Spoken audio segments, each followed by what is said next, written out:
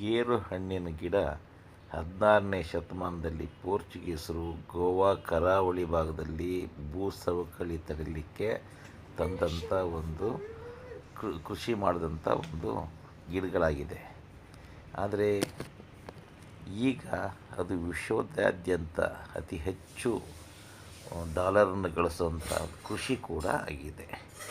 ಗೇರು ಹಣ್ಣು ಮೂಳೆ ಸವಕಳಿಯನ್ನು ಹೆಚ್ಚು ತಡೀತದೆ ಅಂತ ಹೇಳಿ ಅದೊಂದು ಸಂಶೋಧನೆ ಕೂಡ ಹೇಳುತ್ತೆ.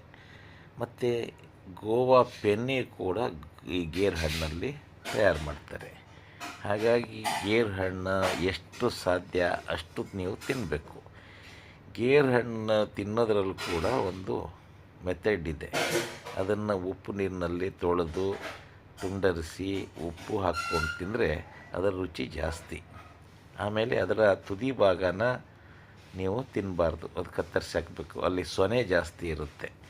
ಹಾಗಾಗಿ ಗೇರು ಹಣ್ಣು ಭಾಳ ಉಪಯುಕ್ತವಾದಂಥ ಹಣ್ಣು. ಇವತ್ತು ಮೂಳೆ ಸವಕಳಿ ಎಲ್ಲಿ ನೋಡಿದರೂ ಎಲ್ಲರಲ್ಲೂ ಇದೆ. ಹಾಗಾಗಿ ಗೇರು ಹಣ್ಣಿನ ಸೀಸನ್ ಈಗ, ಆದಷ್ಟು ಗೇರು ಹಣ್ಣನ್ನು ತಿನ್ನಿ.